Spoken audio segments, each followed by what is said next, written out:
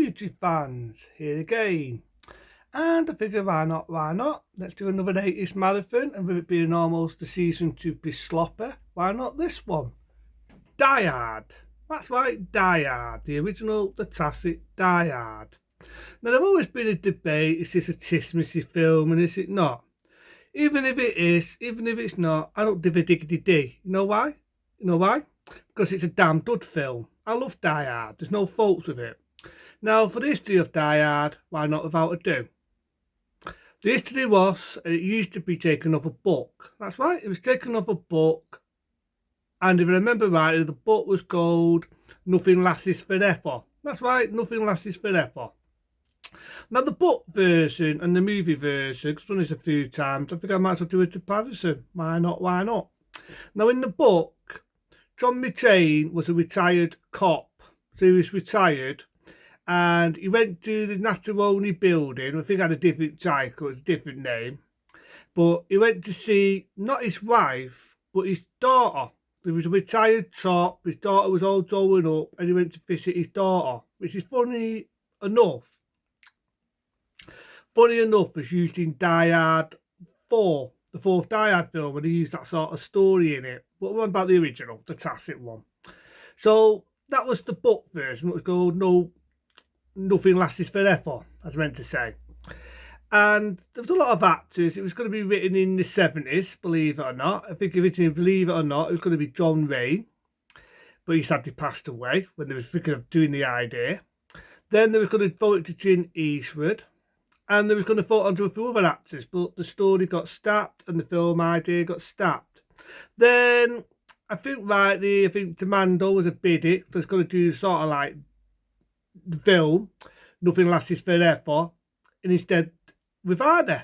But instead, Arnie did Demando. So they decided to make this one a sequel to Demando. But for some reason, the sequel got stopped, and they decided to alter the name to Die Hard, and the rest is history. And I've got to admit, Die Hard is a lot better than the book version, because the book was a lot more darker, it was a lot more suppressing. The terrorists were terrorists, they weren't there to rob a bank, they were there to kill people and hold people hostage. All the political stuff was in it, it was very political, there was a lot more people getting shot up. And I remember right, in the book, it was the morning, not midnight, when all this was going on. So it was definitely a lot more edgier and a lot more darker than the movie we got to see. And at the time, they were looking for a lot of actors to play the character John McClane. I think they were originally going to have Arnie, but at the time, Arnie was doing another film. Sylvester Stallone was doing the third Rambo film at the time. And a lot of other actors passed it away, and they really did not want the actor Bruce Willis to be in it, because Bruce Willis, as we all know, was famous for doing a lot of comedies. You know, he did the comedy series Moonlightning. Then he did a lot of other comedies. He appeared with Tim Bassington one day before this called Blind Date, damn good comedy. But he was more doing comedies and TV shows. He was even in an episode of Miami Vice. Not a very nice character if you've ever seen him in Miami Vice. He played a woman beater, a wife beater. Nice. But it was acting, it's acting, I understand. But nevertheless, movie companies didn't want him. 20th Century Fox bought the idea and they didn't want him. But they decided to give him a go anyway. And what a good choice. So Bruce Willis got the role, John McClane. And the rest is history. So there's a date building, Macaroni building, date director. Same director what given us Predator did this. And I'll let you into a secret. I remember saying this before. I had a friend, right? And he worked in a shoe shop. He used to fix shoes and used to make shoes. And he was telling me that he went to America in the late 80s, that being 1988, same year when this film come out. And he actually saw the film being made. He actually saw, I kid you not, he saw Die Hard being made. He saw him blow up the building, the explosions, everything. He was there in front of the truth, everyone watching it. He actually looked at it, seeing it, wow, what a date event. So he actually saw the film when it got made, when they built the Macaroni building.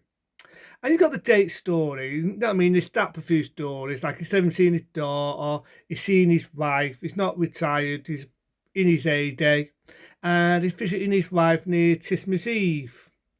You got the guy as the boss, He sounds like Derek J. And have a happy new day. And if you've ever seen any Elvis films, he appeared in an Elvis film, the one that plays the boss. He appeared in, remember right there, Paradise Hawaii style. He played a mate of Elvis, but he's the boss of Macaroni Building.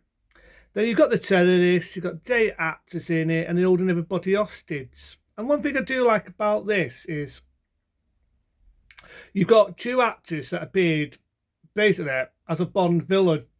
Well, that's the thing, except for one who isn't really a villain. The one that flies there, the top appeared in License to Kill.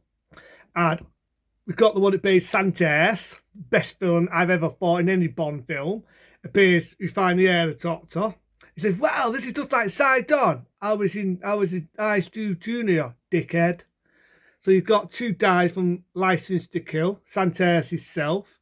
And then you've got one of the guys in it, who plays a buffer, who was the villain who got flung from the aeroplane. Remember seeing when he's fighting with Timothy Dalton and he punches him and he falls to his doom. He could imitate anyone's accent. He's in it and all. So it's very ironic. I've got 2 villains and 1 actor that appeared in 2 Timothy Dalton Bond films. I think it's pretty cool. So like I say, it's on McCain, he's visiting his wife, you've got terrorists and they're holding people hostage. So this time it's not predictable, it's all for this. It's all for that. And so on, you've got 8 villains in it, you know what I mean? You've got 1 villain who's the main villain, may he rest in peace. And so on. At first, it's a slow burn, but I love it. It's cat and mouse. He's running across buildings. He's jumping. He's falling on a chick. He's pulling his way up on his chin. And I love the line where he says, now I know what a microwave oven... I'll just put it now.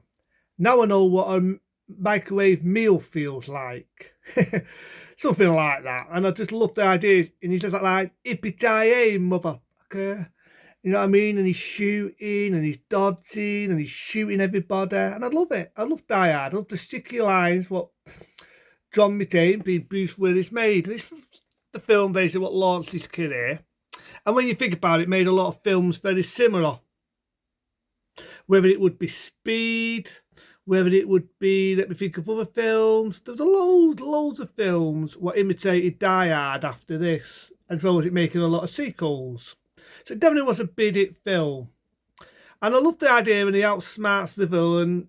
He's got no weapons and he's got that done and he's laughing. And the villain says, what was it you said? Yippee-ki-yay, mother. Yeah, I beat me with hammers. And he's laughing and he pulls that gun out and he shoots him. And he outsmarts him with the watts and you see him fall to the death. And I felt that was better done. Better done than Robotop. Robotop, you know, the bleeding mogul, everybody knows it, it's laughable. I felt it was better done. Even though I like Robotop, I felt the scene where the villain fell out the window was a lot better done than how it was in Robotop. Shoot me.